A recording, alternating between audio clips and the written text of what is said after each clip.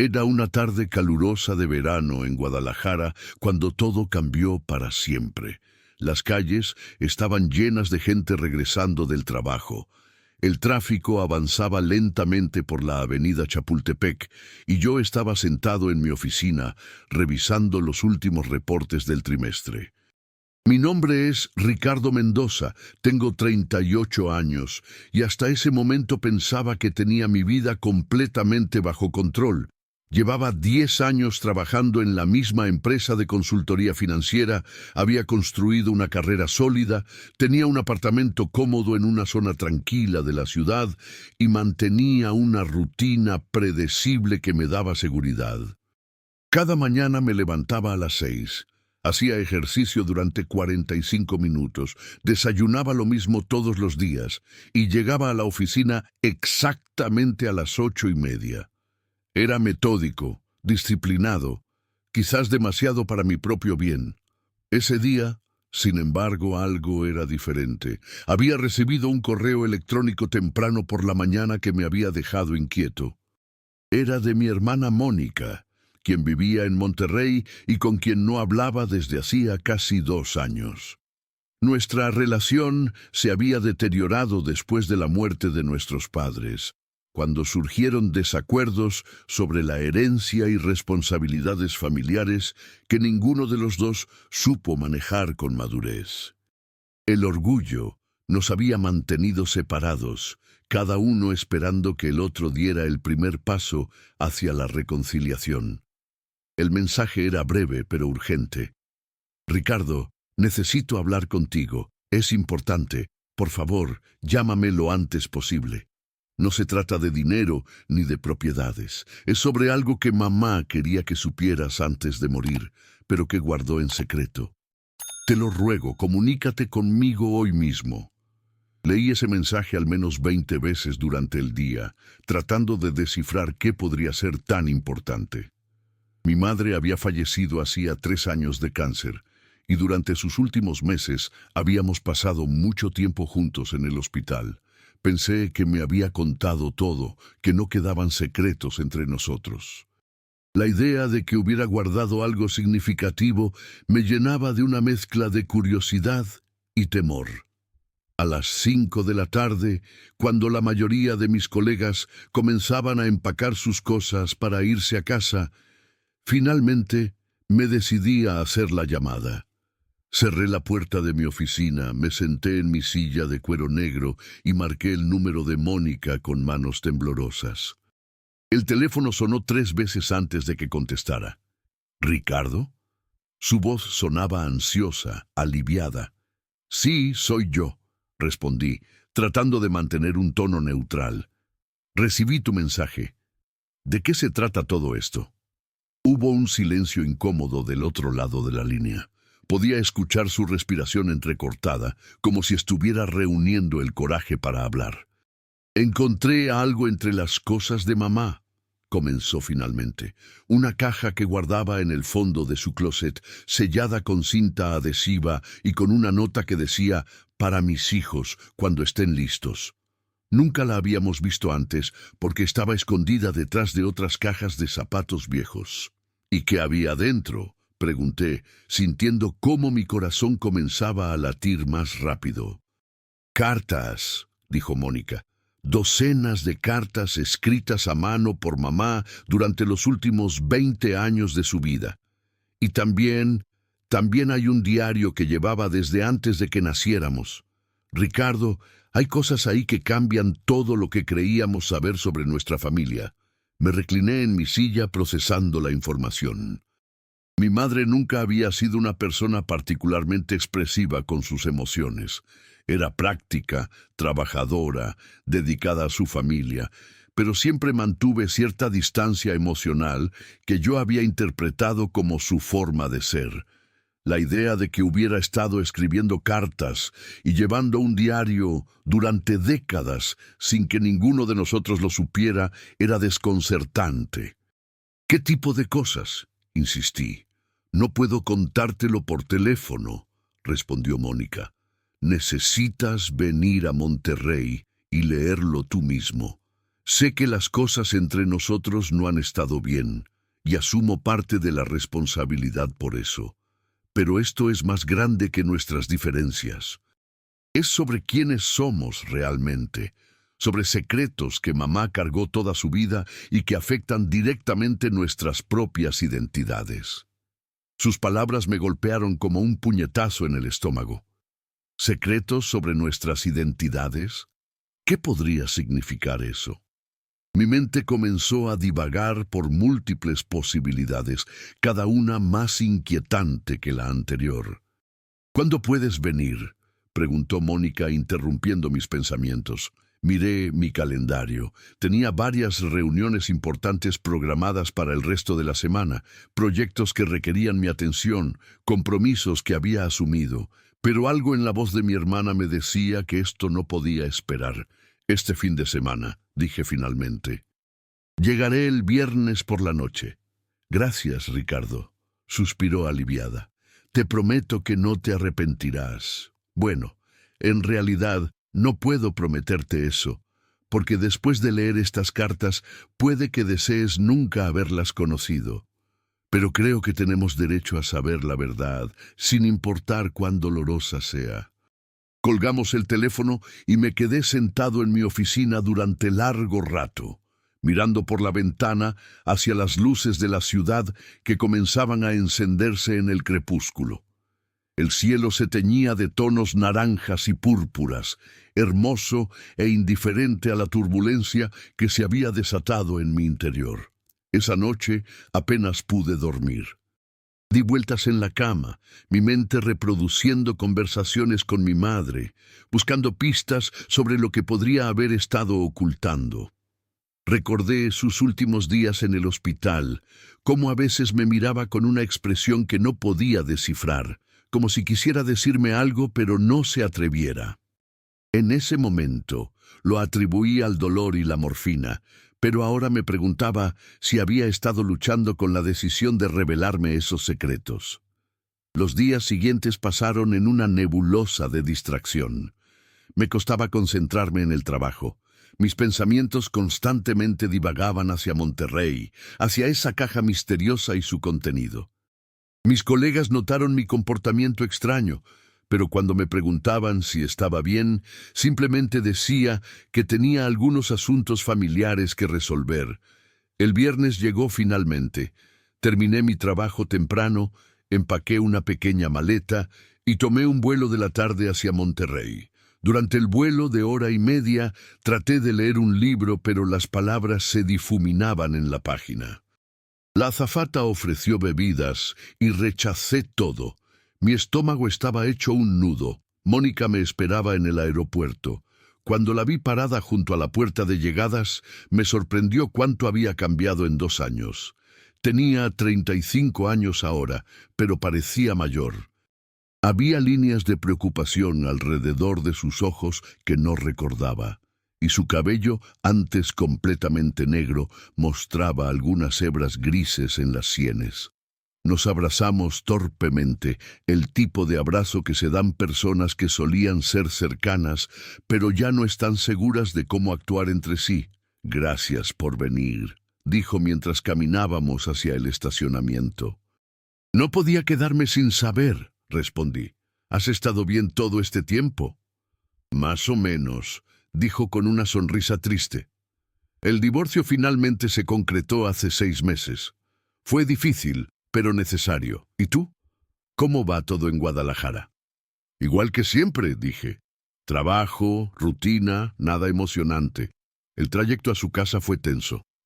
Intentamos hacer conversación superficial, hablar sobre el clima, el tráfico, cualquier cosa para evitar el tema que realmente nos había reunido.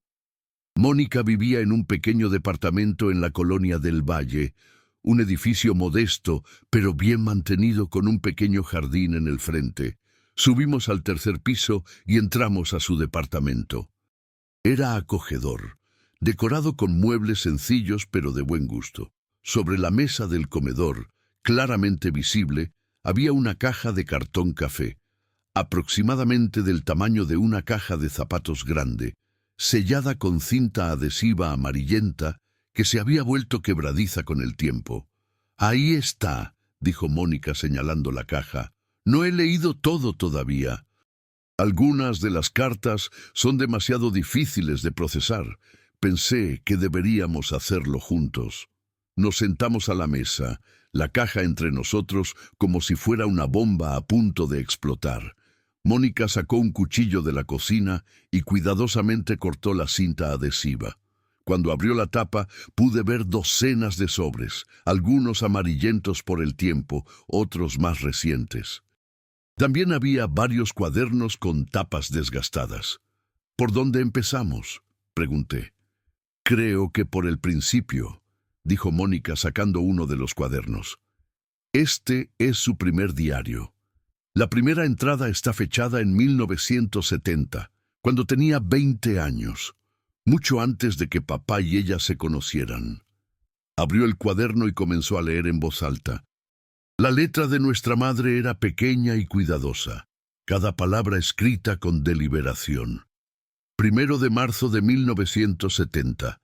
Mi nombre es Elena Sánchez y hoy cumplo 20 años. He decidido comenzar este diario porque siento que mi vida está a punto de cambiar de maneras que no puedo predecir. He guardado un secreto durante toda mi vida, un secreto que ni siquiera mis padres conocen. No soy quien todos piensan que soy. Mi verdadero nombre no es Elena Sánchez. Ese es el nombre que me dieron los padres que me criaron, la identidad que he llevado desde que tengo memoria. Pero hace 3 semanas descubrí la verdad, y esa verdad ha sacudido los cimientos de todo lo que creía saber sobre mí misma». Mónica hizo una pausa y me miró. Podía ver lágrimas formándose en sus ojos. «Hay más», susurró, «mucho más». Continuó leyendo y gradualmente la historia de nuestra madre se desplegó ante nosotros. Elena había sido adoptada cuando era bebé, pero sus padres adoptivos nunca se lo dijeron. Creció creyendo que eran sus padres biológicos. En los 20 años, mientras buscaba algunos documentos en la casa familiar para un trámite universitario, encontró sus papeles de adopción escondidos en un cajón cerrado con llave del escritorio de su padre. El shock del descubrimiento fue devastador. Confrontó a sus padres, quienes finalmente admitieron la verdad, pero se negaron a darle información sobre sus padres biológicos. Le dijeron que era mejor dejar el pasado en el pasado, que ellos eran su verdadera familia y que buscar sus orígenes solo traería dolor. Pero Elena no pudo dejarlo ir. Pasó años investigando en secreto, siguiendo pistas fragmentadas, hablando con trabajadores sociales que recordaban su caso. Eventualmente descubrió que había nacido en Tijuana de una madre adolescente que no pudo cuidarla. Su madre biológica la había entregado para adopción con la esperanza de darle una mejor vida. «Nunca dejé de buscarla», leyó Mónica de una entrada posterior. «Incluso después de casarme con Roberto, incluso después de que nacieran Ricardo y Mónica, siempre hubo una parte de mí que seguía buscando a la mujer que me dio la vida. Quería conocerla, entender por qué tomó la decisión que tomó, decirle que no guardaba resentimiento, pero nunca pude encontrarla. Es como si hubiera desaparecido del mundo». Las horas pasaron mientras leíamos entrada tras entrada. Mi madre había documentado meticulosamente su búsqueda, sus esperanzas y frustraciones. Había cartas que había escrito pero nunca enviado a la madre que nunca conoció, expresando sus sentimientos más profundos. Pero eso no era todo. A medida que avanzábamos en los diarios, descubrimos capas adicionales de secretos. Nuestra madre había luchado durante años con depresión, algo que había ocultado cuidadosamente de todos, incluido nuestro padre. Había tenido un hermano que murió en un accidente cuando ella tenía 12 años, una tragedia que sus padres adoptivos trataron de borrar de la historia familiar como si nunca hubiera existido. Y luego llegamos a las cartas más recientes, escritas durante los últimos años de su vida. Una en particular, fechada 6 meses antes de su muerte, estaba dirigida a nosotros. Mis queridos Ricardo y Mónica, leyó Mónica con voz temblorosa, si están leyendo esto, significa que finalmente he encontrado el valor de compartir la verdad con ustedes, o más probablemente que he muerto sin haberlo hecho y ustedes han descubierto estos escritos. Espero que sea lo primero, pero temo que será lo segundo. Soy una cobarde, lo admito. Durante años he querido sentarme con ustedes y contarles todo sobre mi vida, sobre los secretos que he guardado, sobre el dolor y la confusión que he cargado.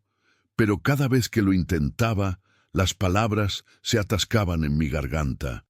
Quiero que sepan que todo lo que hice, cada decisión que tomé, fue porque los amaba más que a nada en el mundo. Ustedes son lo mejor que me ha pasado, la única cosa de la que estoy completamente segura en una vida llena de incertidumbres. Cuando los miro, veo propósito y significado, veo segundas oportunidades y nuevos comienzos. Pero también quiero que entiendan que todos somos productos de nuestras historias, incluso las partes que no conocemos o que tratamos de ocultar. He pasado mi vida sintiendo que me faltaba algo, que había un vacío en mi centro que nunca pude llenar completamente. No quiero eso para ustedes. No quiero que pasen sus vidas sintiéndose incompletos o cuestionando quiénes son. Por eso he escrito todo esto. No son solo mis memorias, sino un mapa de nuestra historia familiar, con todas sus imperfecciones y complejidades. Hay dolor en estas páginas, sí, pero también hay amor, resiliencia y esperanza. Espero que cuando terminen de leer entiendan mejor no solo quién era yo, sino también quiénes son ustedes. Cuando Mónica terminó de leer esa carta, ambos estábamos llorando. Era pasada la medianoche. Habíamos estado leyendo durante más de 6 horas sin parar. La mesa estaba cubierta de cartas y cuadernos abiertos, evidencia física de una vida secreta que nuestra madre había llevado. No puedo creer que nunca nos dijera nada, dije finalmente, limpiándome las lágrimas. Vivimos con ella toda nuestra vida y nunca supimos que estaba pasando por todo esto. Creo que esa era su forma de protegernos, respondió Mónica. O tal vez de protegerse a sí misma. Algunas personas guardan sus heridas muy dentro, donde nadie más puede verlas. Nos quedamos despiertos el resto de la noche, hablando sobre lo que habíamos descubierto, compartiendo nuestros propios recuerdos de nuestra madre, tratando de reconciliar a la mujer que conocíamos con la mujer de esas páginas. Era como si hubiéramos encontrado un capítulo completamente nuevo de un libro que pensábamos que ya conocíamos de memoria. Al amanecer, agotados emocional y físicamente, finalmente acordamos tomar un descanso. Mónica me prestó su habitación de huéspedes y me dejé caer en la cama, pero el sueño no llegó fácilmente. Mi mente seguía procesando todo lo que había aprendido, tratando de integrar esta nueva información en mi comprensión del mundo. Me pregunté si nuestra madre había encontrado alguna paz antes de morir, si había logrado reconciliarse con su pasado. Me pregunté qué otras historias familiares quedaban por descubrir, qué otros secretos esperaban en los rincones oscuros de nuestro árbol genealógico. Pero, más que nada, me pregunté sobre mi propia vida. Había pasado tanto tiempo construyendo rutinas y estructuras, creando una existencia predecible y controlada. ¿Estaba haciendo lo mismo que mi madre, ocultando partes de mí mismo, evitando verdades incómodas? ¿Qué secretos estaba guardando de mí mismo? El fin de semana se extendió hasta convertirse en una semana completa. Llamé a mi oficina y pedí días de vacaciones, algo que rara vez hacía. Mónica y yo pasamos esos días sumergidos en los escritos de nuestra madre, desenredando décadas de historia oculta. También hablamos mucho entre nosotros, realmente hablamos por primera vez en años, compartiendo nuestros propios miedos, arrepentimientos y esperanzas. Descubrimos que ambos Habíamos estado cargando nuestros propios secretos y dolores. Mónica me contó sobre su matrimonio fallido, sobre cómo se había sentido atrapada durante años en una relación que la hacía infeliz, pero que no tenía el valor de terminar.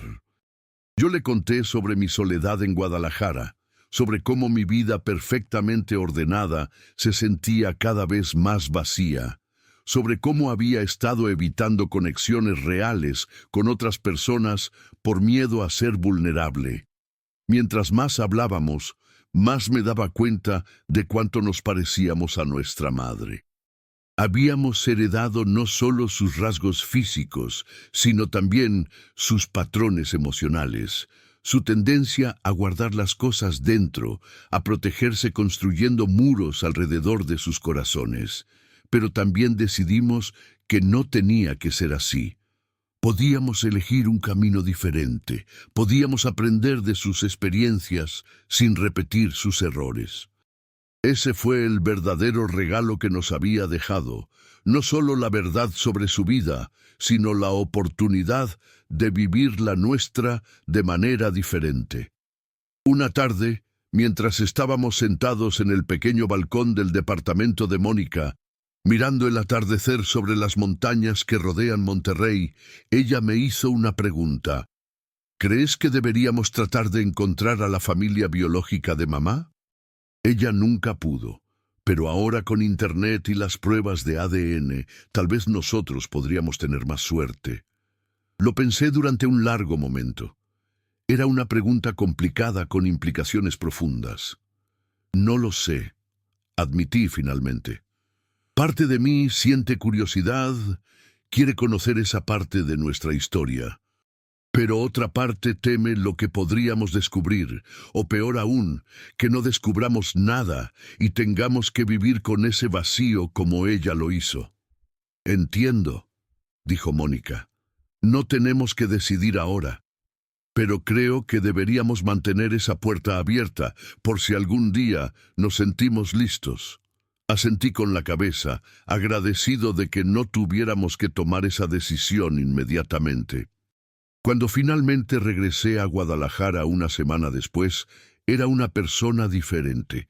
Llevaba conmigo copias de algunas de las cartas más significativas de mi madre, con el permiso de Mónica. También llevaba una nueva determinación de vivir mi vida de manera más auténtica, de abrir mi corazón a las posibilidades que había estado evitando. Los meses siguientes fueron un periodo de transformación. Comencé a ver a un terapeuta, algo que había resistido durante años. En nuestras sesiones exploramos no solo el impacto del descubrimiento de los secretos de mi madre, sino también mis propios patrones de comportamiento y las formas en que había estado limitando mi propia vida. También empecé a reconstruir mi relación con Mónica. Hablábamos por teléfono regularmente, compartiendo no solo las cosas importantes, sino también los detalles mundanos de nuestras vidas diarias. Planeamos reunirnos una vez al mes, alternando entre Monterrey y Guadalajara. Lentamente, cuidadosamente, estábamos tejiendo de nuevo los hilos de nuestra conexión familiar que se habían deshilachado. Y comencé a hacer cambios en mi propia vida. No cambios dramáticos, sino ajustes pequeños, pero significativos. Me uní a un club de lectura. Comencé a tomar clases de cocina los fines de semana. Acepté invitaciones sociales que antes habría rechazado. Me permití ser más espontáneo, menos controlado. Una noche, aproximadamente 6 meses después de ese primer viaje a Monterrey, estaba cenando solo en un restaurante cuando una mujer en la mesa de al lado comenzó a conversar conmigo. Era arquitecta, tenía mi edad y compartíamos un sentido del humor similar. Normalmente habría mantenido la conversación breve y educada antes de retirarme a mi soledad. Pero esa noche, pensando en mi madre y en todas las oportunidades que ella se había negado por miedo, decidí ser valiente. Le pregunté si le gustaría tomar un café alguna vez. Ella sonrió y dijo que sí. Su nombre era Patricia, Y esa conversación casual en un restaurante fue el comienzo de algo que eventualmente se convirtió en la relación más significativa de mi vida. Pero eso vendría después. En ese momento, solo sabía que estaba tomando un riesgo, abriéndome a la posibilidad de conexión y sí, a la posibilidad de dolor también. Porque eso es lo que significa vivir realmente, ¿no? Significa permitirse ser vulnerable, permitirse ser visto, permitirse sentir plenamente tanto la alegría como el dolor. Un año después del descubrimiento de la caja, Mónica y yo decidimos hacer algo especial. Organizamos una pequeña ceremonia privada en Puebla, donde habían vivido nuestros padres durante la mayor parte de su matrimonio. Fuimos al cementerio donde estaban enterrados y junto a sus tumbas leímos algunas de las cartas de nuestra madre en voz alta. No era solo una forma de honrar su memoria, sino también una forma de liberar los secretos que ella había cargado durante tanto tiempo. Al compartir sus palabras con el mundo, aunque ese mundo solo consistiera en nosotros dos y el viento que soplaba entre los árboles del cementerio, sentimos que finalmente le estábamos dando permiso para descansar en paz. Después de la ceremonia, Mónica y yo caminamos por las calles de Puebla, visitando lugares que habían sido importantes para nuestros padres. Nos detuvimos en el parque donde se habían conocido, en la pequeña iglesia donde se casaron, en la casa donde pasamos nuestra infancia. Cada lugar contenía recuerdos, tanto los que conocíamos como los que ahora sabíamos que existían bajo la superficie. ¿Sabes qué es lo más extraño de todo esto?, dijo Mónica mientras nos sentábamos en una banca del parque observando a los niños jugar. Ahora que conozco todos sus secretos, la entiendo mejor, pero también me doy cuenta de que hay partes de ella que nunca conoceré, partes que se llevó consigo, y he llegado a estar en paz con eso. Sí, estuve de acuerdo. Creo que es imposible conocer completamente a otra persona, incluso a alguien tan cercano como un padre. Todos tenemos nuestros mundos interiores, que permanecen al menos parcialmente ocultos, incluso de aquellos que más amamos. Pero lo que podemos hacer, continuó Mónica, es estar presentes el uno para el otro ahora. No cometer el mismo error que ella cometió al guardar todo dentro. Podemos elegir ser más abiertos, más honestos, más conectados. Tenía razón, por supuesto. Y desde ese día, ambos nos esforzamos por vivir de acuerdo con esa promesa. No siempre fue fácil. Hubo momentos en que los viejos patrones trataron de reafirmarse, momentos en que el instinto de retirarnos y protegernos era fuerte. Pero nos teníamos el uno al otro para recordarnos lo que habíamos aprendido, para ayudarnos a mantenernos en el camino de la autenticidad y la conexión. Los secretos de mi madre nos habían dado un regalo inesperado, no solo el conocimiento de su vida oculta, sino también la comprensión de que teníamos el poder de escribir nuestras propias historias de manera diferente. No teníamos que cargar nuestro dolor en silencio. No teníamos que ocultar partes de nosotros mismos por miedo al juicio o al rechazo. Podíamos elegir vivir con más apertura, más valentía, más completamente, y así lo hicimos. Día a día, elección tras elección, construimos vidas que honraban tanto la memoria de nuestra madre como nuestro propio camino hacia adelante. Sus secretos nos habían liberado de los nuestros. Patricia y yo nos casamos 2 años después de ese encuentro casual en el restaurante. Fue una ceremonia pequeña e íntima en Guadalajara, con Mónica como mi testigo principal.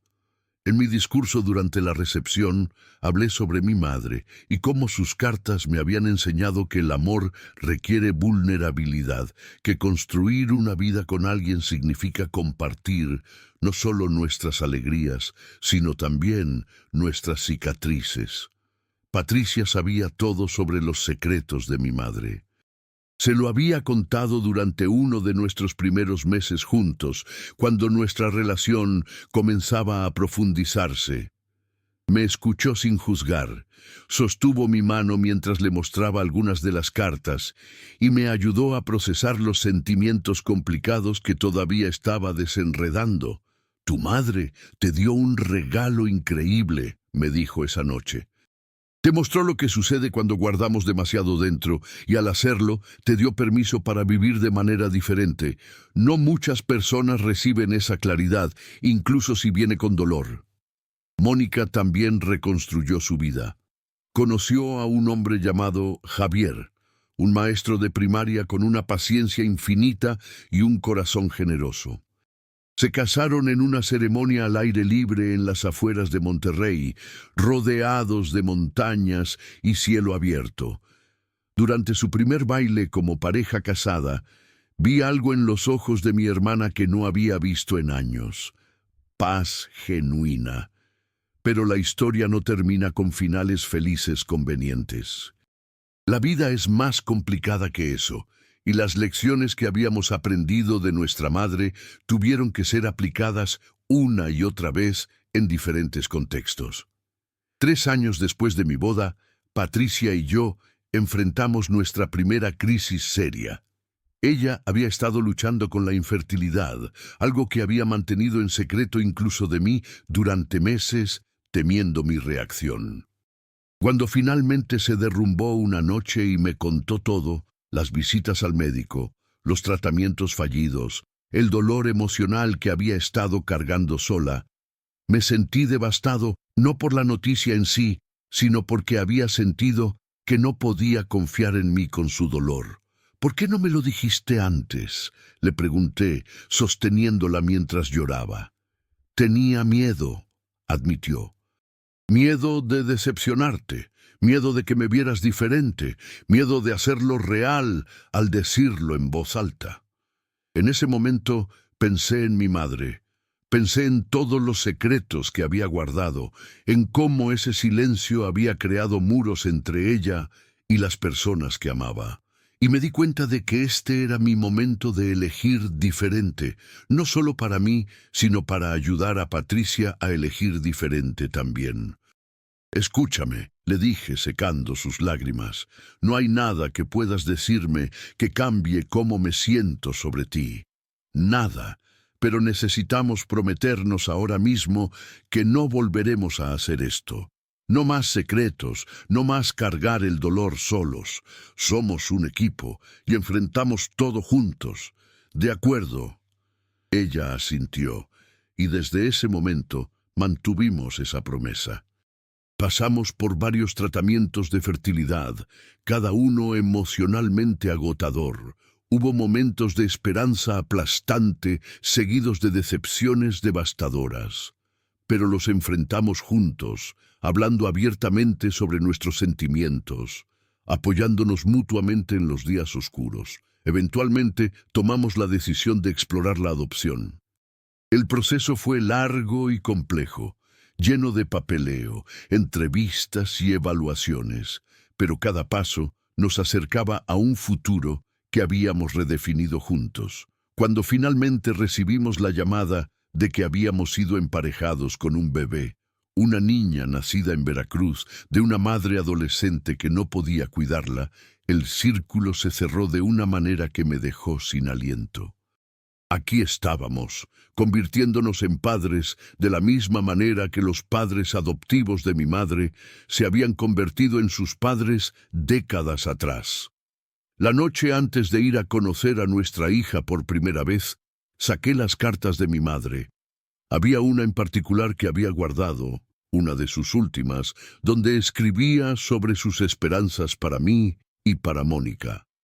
«Espero que mis hijos tengan el coraje que a mí me faltó», había escrito. «Espero que vivan sus vidas con los corazones abiertos, que tomen riesgos, que compartan sus verdades incluso cuando sea difícil. Espero que construyan familias, cualquier forma que esas familias tomen, basadas en honestidad y amor». Y espero que si alguna vez enfrentan los mismos desafíos que yo enfrenté, las mismas preguntas sobre identidad y pertenencia, encuentren paz más rápido de lo que yo lo hice. Le leí esa carta a Patricia esa noche y ambos lloramos. Al día siguiente, sostuvimos a nuestra hija por primera vez. Le pusimos Elena por mi madre. Y mientras miraba sus pequeños ojos abiertos, hice una promesa silenciosa. Esta niña crecería conociendo su historia completa.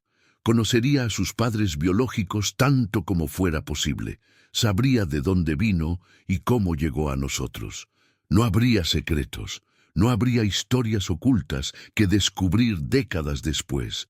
Mónica y Javier también adoptaron eventualmente un niño llamado Daniel.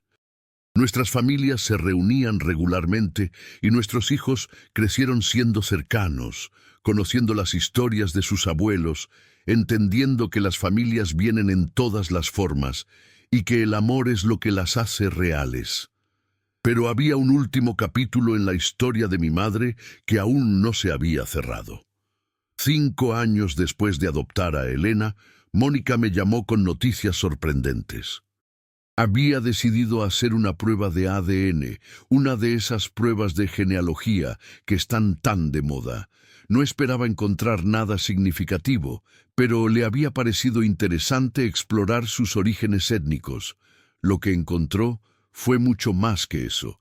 La prueba reveló una coincidencia cercana, una prima de 2º grado que vivía en Tijuana. Después de algunos mensajes cautelosos a través del sitio web, Mónica descubrió que esta mujer, María, era la nieta de la hermana de la madre biológica de nuestra madre. Es decir, teníamos familia biológica real, personas que compartían nuestro ADN y que podrían tener respuestas a preguntas que nuestra madre había cargado toda su vida. ¿Quieres conocerlos?, me preguntó Mónica por teléfono, su voz temblando con emoción y nerviosismo. Esta vez la respuesta fue clara. Sí, dije sin dudar. Sí, quiero conocerlos. 2 meses después, Mónica, Javier, Patricia, Elena y yo viajamos a Tijuana. María nos había organizado una reunión en su casa con varios miembros de la familia extendida. Estaba aterrorizado durante todo el viaje. ¿Y si no nos querían? ¿Y si nos culpaban por la desaparición de su familiar de sus vidas? ¿Y si el encuentro traía más dolor que sanación? Pero cuando llegamos a la puerta de María y ella la abrió con lágrimas en los ojos y los brazos abiertos, supe que mis temores eran infundados. Nos recibieron con una calidez que era casi abrumadora. Había fotos esparcidas por toda la sala, y María nos guió a través de ellas, mostrándonos el árbol genealógico que había reconstruido. «Esta es tu abuela», dijo, señalando una foto descolorida de una mujer joven, con ojos tristes pero decididos. Se llamaba Rosa. Quedó embarazada a los 16 años, en una época y lugar donde eso era un escándalo devastador. Su familia la presionó para que diera al bebé en adopción. Ella nunca se recuperó realmente de esa pérdida. «¿Qué le pasó?», preguntó Mónica en voz baja. «Vivió una vida tranquila», respondió María. «Se casó algunos años después. Tuvo otros hijos. Mi madre fue una de ellos. Pero según mi madre, Rosa siempre habló de la hija que había entregado. Se preguntó dónde estaba, si estaba bien, si alguna vez la perdonaría. Buscó durante años, pero nunca pudo encontrarla. Murió hace 10 años, todavía preguntándose». Las lágrimas corrían por mi rostro. Mi madre había estado buscando a Rosa, y Rosa había estado buscando a mi madre, y ambas murieron sin saber que la otra había pasado su vida tratando de encontrarla. Era una tragedia de errores y malentendidos, de sistemas que separaban a las familias y luego hacían casi imposible reunirlas. «Ella habría querido que te encontraran», dijo María mirándome y a Mónica. «Habría querido saber que su hija tuvo una buena vida, que tuvo sus propios hijos, que la historia continuó. Y aunque llegamos demasiado tarde para que ella y tu madre se conocieran, No es demasiado tarde para nosotros. Ustedes son familia, son parte de nosotros y siempre lo han sido.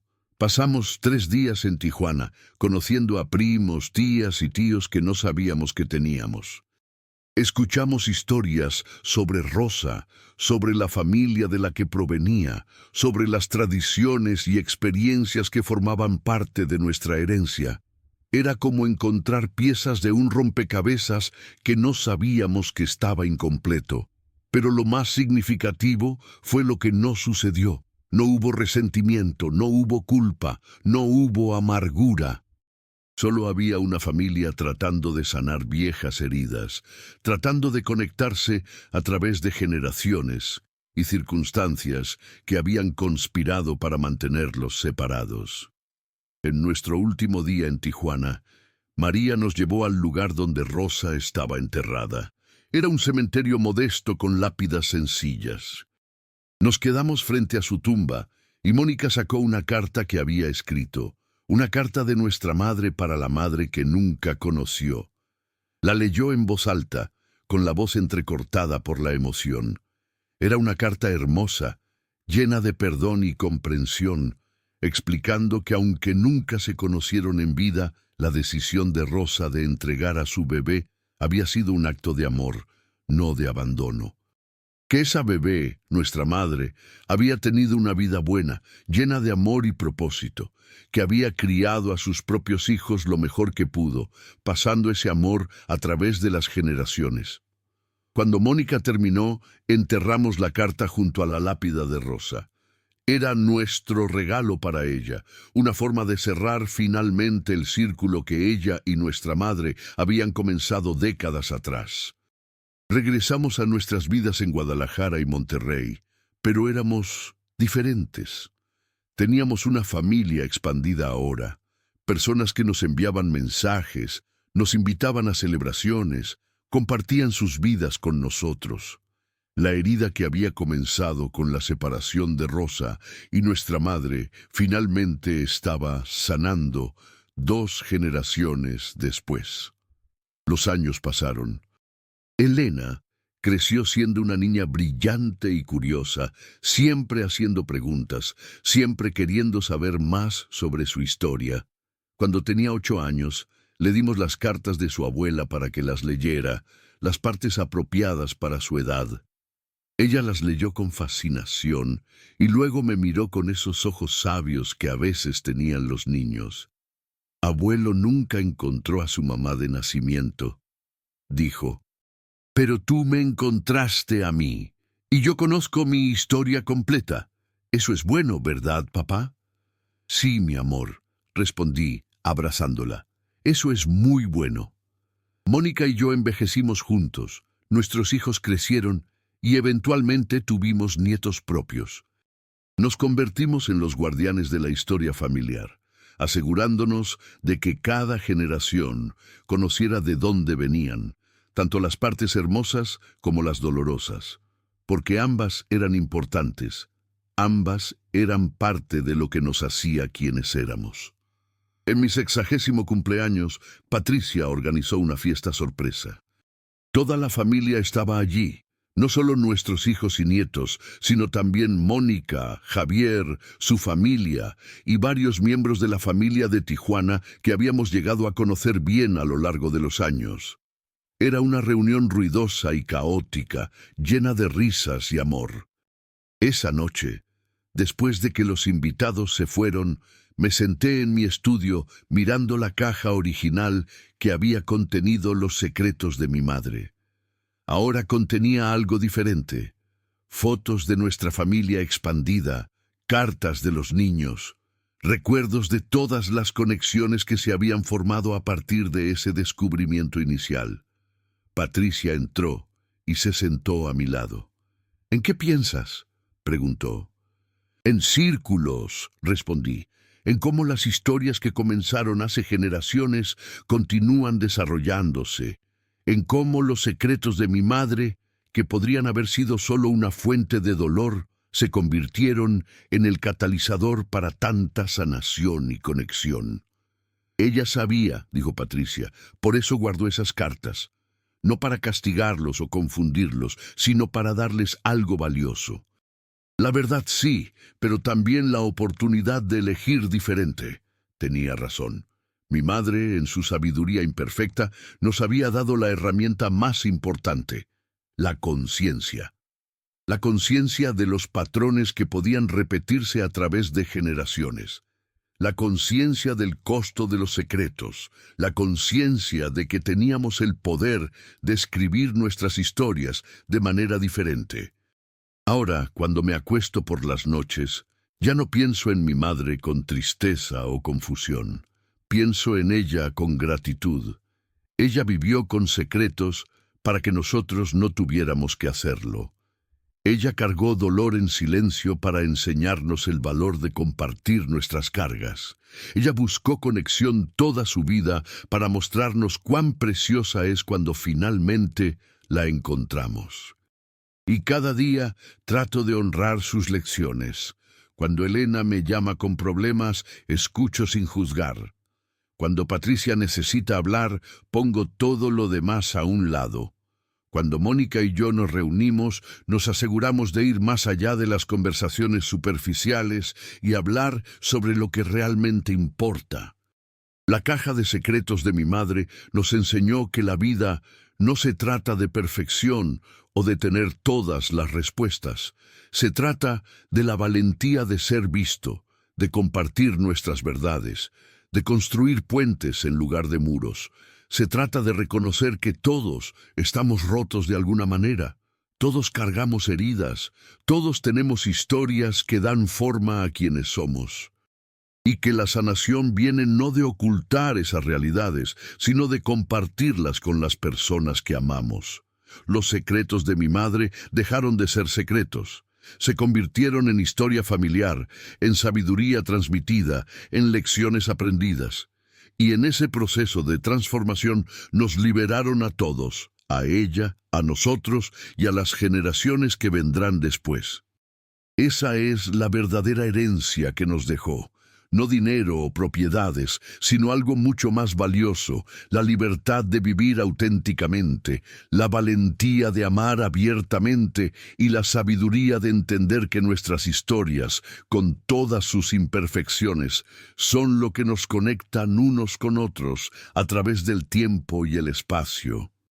Y así, la historia que comenzó con una joven llamada Rosa entregando a su bebé en Tijuana tantos años atrás continúa. Continúa en mí, en Mónica, en Elena, en Daniel, en los nietos que llevan adelante nuestros nombres y nuestras historias. Continúa en cada conversación honesta, cada secreto compartido, cada puente construido entre corazones que alguna vez estuvieron separados. Los secretos de mi madre nos enseñaron a vivir sin ellos, y ese finalmente fue su mayor regalo de todos.